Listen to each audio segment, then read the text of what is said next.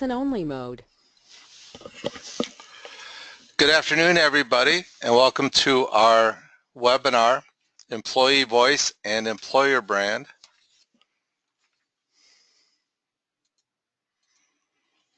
Here's today's agenda. We're going to start off by talking a little bit about what we mean by employee voice and why we think it's critical today.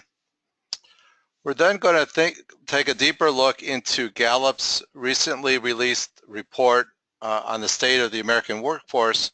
And one of the questions they ask is, are they buying? So we'll take a look at that. And then finally, we're going to finish up with a few action steps that we hope that will help you in terms of thinking about your employee voice and thinking about your employer brand and how to connect the two and all those good things. Just as a quick reminder, our format for the webinars we do is 30 minutes. So our goal here is to provide you with some thoughts, some ideas, hopefully inspiration, maybe some direction, but do so in a very kind of fast and quick way. And I can tell you that for today's discussion, we have a lot of material, so I'm going to apologize in advance for being fast, but hopefully you'll find this of value to you. Again, my name is Bob Johnson, and I am a practice leader of workforce communications here at the David Group. Before we start, here are a few key takeaways that I hope you'll get throughout this discussion today. First, I hope that we're going to tell you a little bit about the fact that it is very competitive right now for talent, but that you have a great resource, and it's really your people. We're going to look at employee voice, but we're going to talk about employee voice as it relates to employee empowerment. And finally, we're going to share with you the notion that you need a sales strategy in regards to your attraction and retention strategies. So if you pick up nothing else from this adventure, these are the three takeaways that I hope you'll get from us as we move forward. Before we start though, here's a few words about who we are and what we do. The David Group is a recruitment, marketing, and advertising agency. We work with organizations to help them in their efforts to attract and engage and hire and retain talent, particularly in this very competitive talent marketplace. The focus of my practice group, which is the Workforce Communications Group, is really twofold. I tend to focus my attention on employer branding, and then secondly, internal communications, or what I think we're now going to start calling employee voice communications. And the reason that I spent some time here is because we know that organizations that strengthen their employer brands and engage their people will do one important thing: they'll cut their cost of talent. But let's start and let's get right into our first chapter of our discussion today, which is the employee voice and why it's critical today. So I'm going to tell you something that you already know. It's probably not a surprise to you, but competition for talent today is tough. And it's not getting any easier. And we know this in several ways. You know, this is something that's written about often. You see a lot of articles related to how tough it is to compete, to find the right talent, to hire the right talent. But I can also tell you through our work and our work with companies large and small that this is a challenge for everybody. It's a very real thing that we see every day. But we do think that there's an answer. And we think the answer is found actually within your own employees.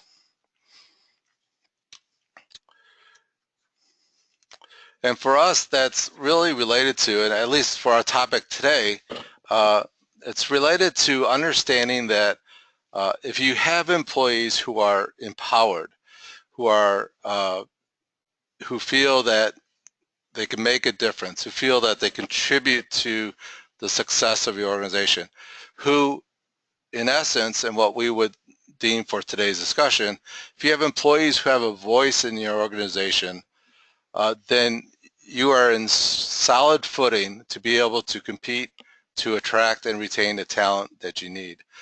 And the good thing is that if you do have employees who are empowered, they tend to be highly engaged, and they tend to have strong ties to your mission and purpose. They tend to build stronger customer and client relationships, which is a great thing. They tend to stay longer, which is a great thing for both continuity and employee engagement, but it's also a great thing for the attraction side of the life cycle here. It saves a lot of money because you're not having to re-recruit. And finally, they tend to be strong advocates. And they not only tend to be strong advocates internally in terms of being brand ambassadors or those kind of things, they are very strong advocates externally to the broader community, whether it be customers or clients or other key stakeholders of your organization. So one of our key messages here is, for us, voice is related to empowerment. And if we can empower our employees, if we give them the voice to be what they can be, we're going to reap many benefits. And so in this context, employee voice is the authentic story of your organization, but it's the authentic story as told through the experiences of your employees.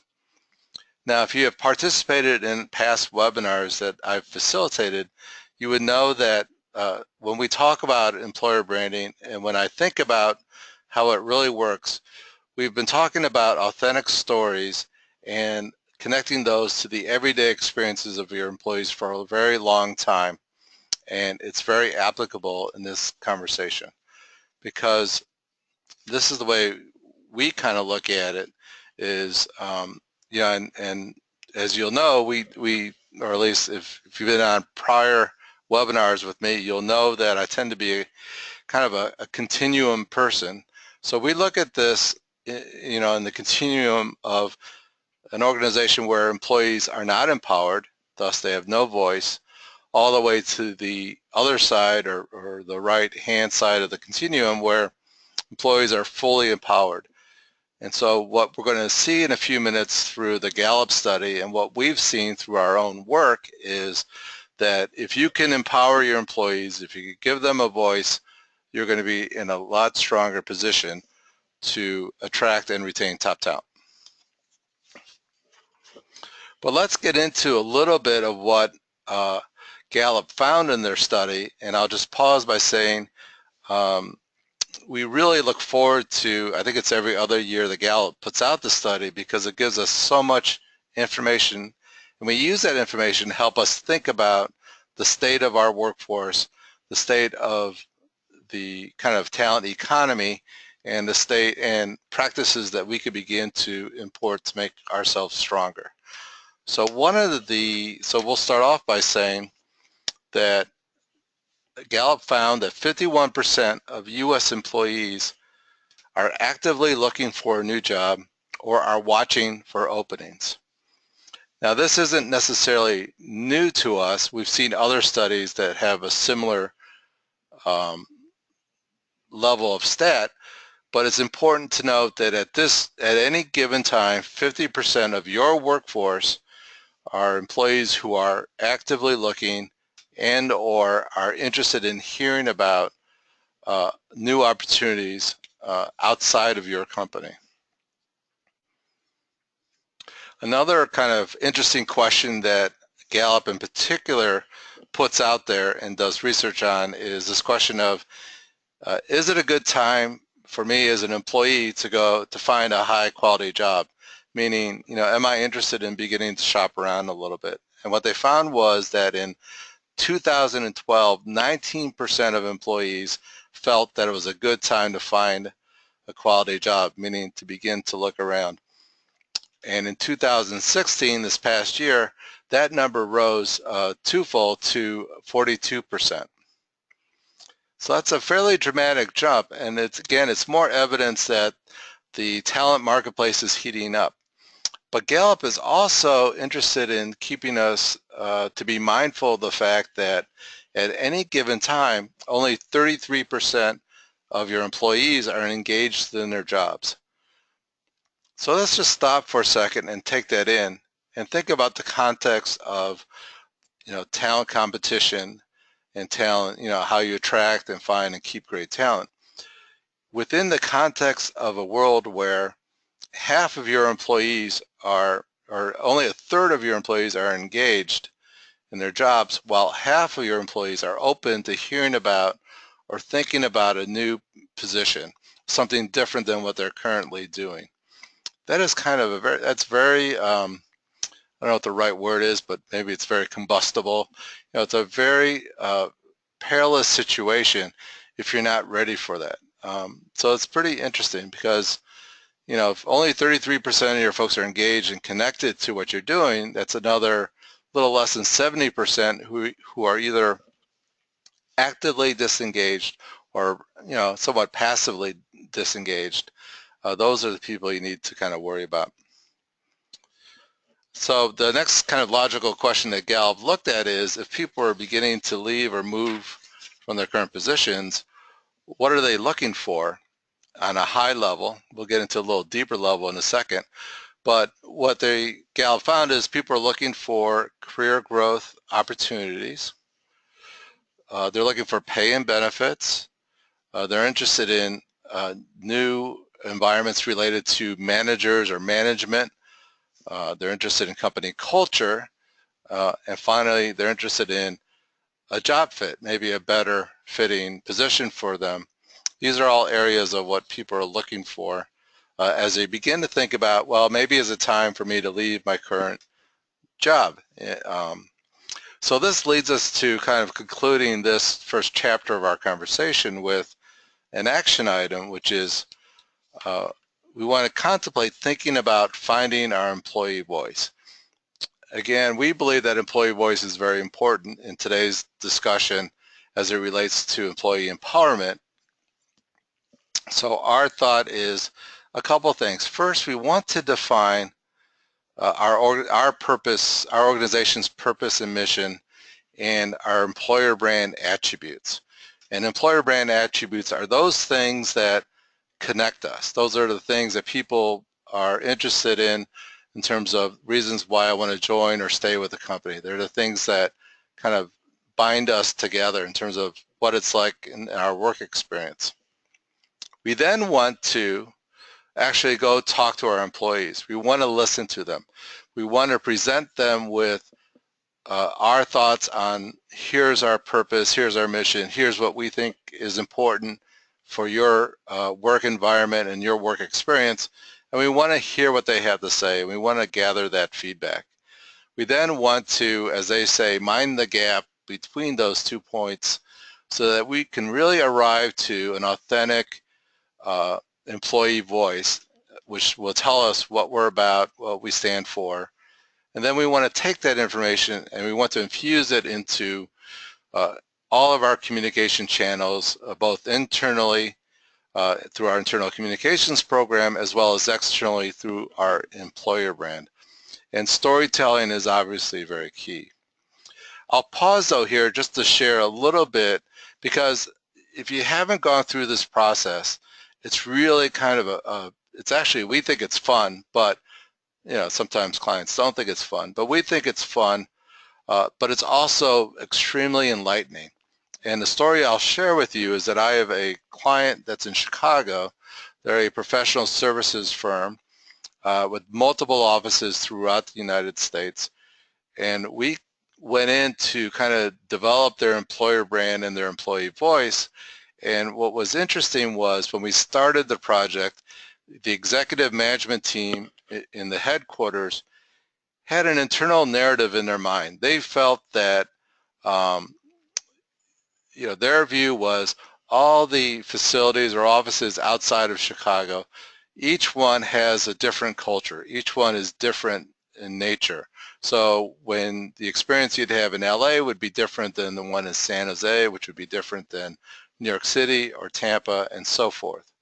And I had the great privilege of traveling to each facility, and I talked to the employees, and we did a focus groups, and we did one-on-one interviews, and what we found was, to the T, to each person, the employment experience was the same in every office. There was no difference in the employment experience. So a couple things. First off, the narrative that management had was completely off. It was completely off base. So this exercise helped them to come to believe, here's the real story that's out there. The other thing is, it allows us to now create a one unified, one firm position for this professional services firm, so that they can go to market, both to market to their talent as well as market to their clients under one unifying brand positioning, and we think they're a lot stronger for it. So again, this is an exercise that if you haven't done, you should consider doing, because I think that you'll learn a lot about yourself. But let's move on and let's talk a little bit about what are they buying. And in this report, one of the things that Gallup asks is, do your employees want what your workplace is selling? And to us, that is such a fantastic question to ask. But this question came out of the research that they looked into when they thought about the state of the American workforce. And one of the premises that they came up with that kind of fueled or funneled this question was, Gallup came to believe, has come to believe, that organizations need a sales strategy for talent and attraction and retention, in the same way that their organization would have a customer sales strategy. And by the way, we agree. In fact, it's something that we've built a lot of our kind of positioning on, and a lot of our employer branding work is based on the notion that organizations need to sell to attract and keep talent. So we think that's great. I love seeing that in the study. But what does it mean? What does a sales strategy mean for those of us who are either in HR or who are in HR communications? Well, first off, it means that we need to understand what the workers want. In order to get to the employee voice, we need to know what it is that they really value and appreciate. And that's no different, by the way, than what your salespeople would do in your organization. If they start thinking about, gee, we need to sell to customers or clients, before we do that, we really need to understand what customers and clients want. So we need to do that in HR for our customers, which are our employees. We also need to define how to fulfill the expectations of what our workers want. And for us, though, similar again to what maybe your salespeople do, they have to fulfill the expectations of customers or clients within the structure of the company. We have to do so while within the structure of our authentic work experience. Then we need to think about using marketing and advertising so that we can reach and influence those various talent audiences. So that's what this means for us. And in Gallup's work or review of these issues, they really looked at, and they phrased it in this kind of sales strategy kind of verbiage. They wanted to understand what employees want to buy in their next job. And they came up with 5 distinct, what we would call dimensions or areas that people are interested in. First is that people want to have the ability to do the best that they can do. They want to have an ability to be able to work unencumbered, have the tools that they need, and so forth.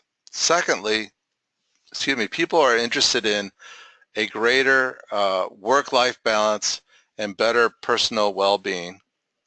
They're also interested in an environment where there's greater stability and job security.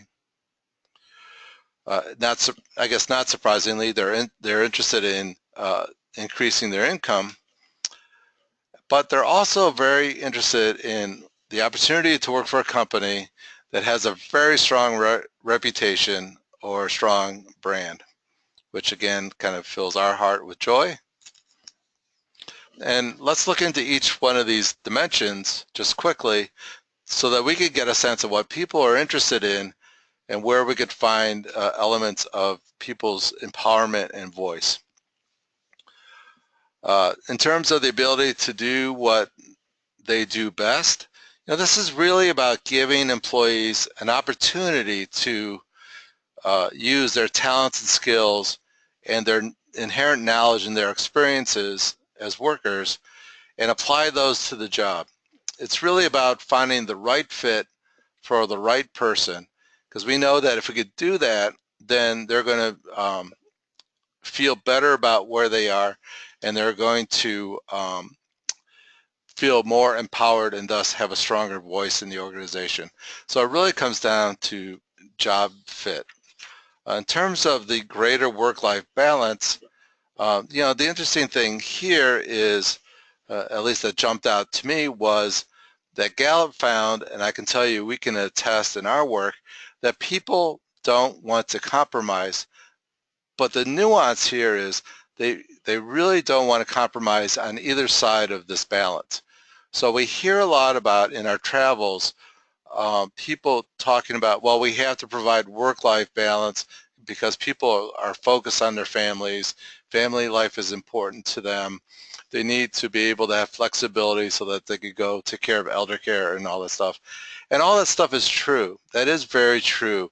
But what we would say, and what my experience is, and what I've seen in organizations, and I think the folks at Gallup would concur, is that high performers, those who are really engaged, are also going to not want to compromise on their work balance. So again, as we just looked at, I want to have an environment where I can be the best that I can be. It's the same thing here. I want to be able to balance my work environment so that I'm doing great things at work, that I have a mission, that I have a purpose, but that I also have an ability to take care of the other things that I need to at the same time. At the same time, we as employees are looking for an environment where there's a little bit, as much as we can, job security, and that there's greater stability within the organization. And the way we interpret this and the way we think about empowering people and giving them a voice is that even though there might be tough times, even though it might be a little bit of a roller coaster, as long as we can give people a sense of here's what we're about and here's where we're going, and what people are really interested in is being able to understand what their contributions mean to the organizational success. So that's what this dimension's about. In terms of the increase in income dimension, what really jumped out to me in this discussion is that first off, we can't really overlook the importance of income in people's lives. And then secondly, we have to understand that the conversation is one in which employees want to have, and when you have that conversation with them, then they feel empowered to be connected to your organization. But we also have to understand that it's an emotional conversation as well. That's not just about the numbers. Finally, for our chapter here, thinking about workplaces with great brands, and that's what people are yearning to do. A lot of this has to do with the fact that people are interested in being aligned with a company that gives them a sense of pride. And this sense of pride is not only related to just the work experience. I'm proud to be here at the office or here at the shop, but I'm proud of the work that we do as a company and what we stand for. So the pride is kind of threaded through both employer and external employer brands, and that's why if you kind of leave this topic just to writing a paragraph on your career site, it's just not going to be as effective. So let's quickly, as we get into our last chapter here, talk about a few action steps related to these dimensions. So again, in our 5 dimensions that Gallup shows us that people are interested in, In regards to the ability, people seeking an environment where they can have the ability to do what they do best, what we have to do if we want to have a stronger employee voice and if we want to have a stronger employer brand, we want to make sure that we're talking about the fact that we value individual strengths, that we hire and develop talent based on delivering to them an environment where they can do the best work that they can. These are strong messages. We also, though, want to make sure that we hold them accountable through our performance management strategies and processes. In terms of the greater work-life balance, and this is really kind of interesting, and we see this a lot in our work with our clients, is that work-life balance discussions and messaging and branding and the employee voice, it really is that work-life balance is much more than just a talking point. And too often organizations will use it as a talking point, throw it up on their career site or create a fact sheet. But those who really use it to leverage, to get people involved, to get them empowered, it really is a part of an ingrained culture. Again, my client in Chicago, which is a professional service firm in the financial services industry, they work their people very hard, but they know that their people need to have a work-life balance. And that is something that is not only just a talking point on branding, it's part of what they live each and every day. It's part of their everyday experience. In terms of stability, the areas that we want to talk about in terms of our branding and our communication is that we want to make sure that we're showing people that we understand who we are, where we're going, and that tomorrow is going to be better than today. And we want to make sure that we have people whose focus is on that very same thing. And when we say focus, we mean that they have a career and development path that links to those things. In terms of the conversation related to income, this is interesting because, again, what employees are looking for is they want to have this conversation about their income. And so they're looking for that. So we need to not ignore that conversation, but we do need to put it into the proper context. And if we put it in the proper context, we could then have a shot at making sure that those people feel empowered and that they have a voice in terms of what's important to them. We also, again, need to remember that, if our approach is such that we walk in the room, give them their number, say, here's your comp for the year, here's your bonus, and we walk out without appreciating the fact that, number one, this is a conversation they want to have, and then number two, that there's emotions to it, we may be doing more harm than good. Now, we are kind of enterprise-wise talent communicators, so we don't necessarily get involved with this on our clients, but what we do is we advise our clients to really think about your manager and supervisor training and whether or not you're giving them the tools to be able to have this conversation.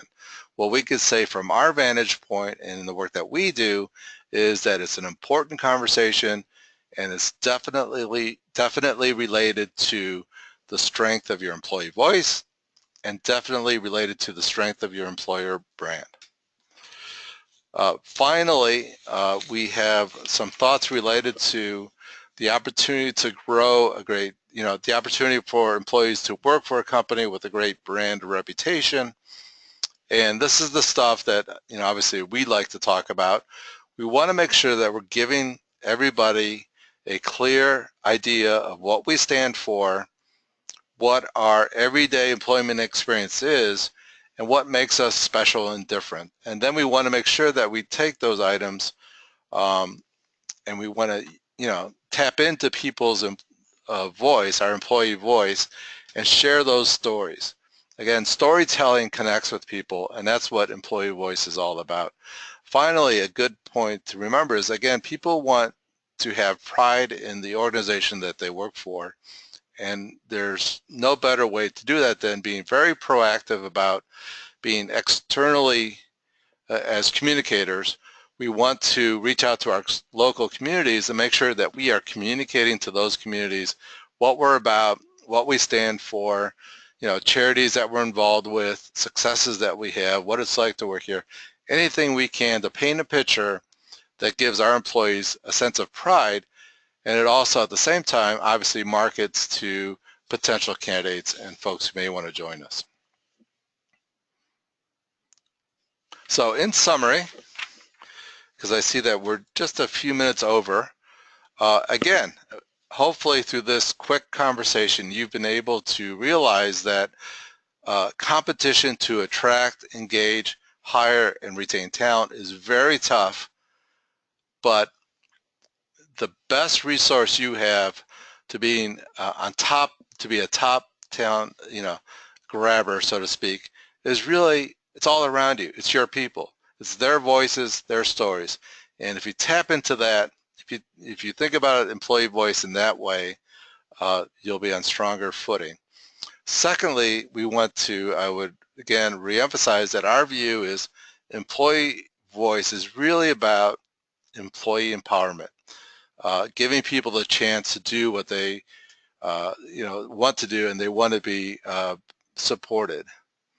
And then finally, we want to re-emphasize, and hopefully you picked up on this, you need to have a sales strategy to attract and keep the talent you need. And that's it for our 30-minute presentation. Again, we're a few minutes over. We will provide you, here's some additional resources. Everybody who participated in this webinar, I will send you a copy of this presentation, and you should be able to link through to these links. If you don't, just let me know and I'll send you a copy of the report. I also encourage you to visit our website. We do have tons of information up there that's free to download. And then finally, if you have any questions, feel free to call me. I'll be glad to answer your questions. There's nothing that's too small. We love helping out people. I'm just checking the queue. I don't see any questions in the queue. So being mindful that, again, our goal here is to get through information, so hopefully inspire you, to get you focused and thinking about employer brand, employee communications, and in today's discussion, employee voice.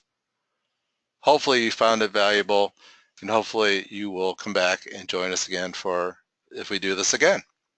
Thank you and have a great day.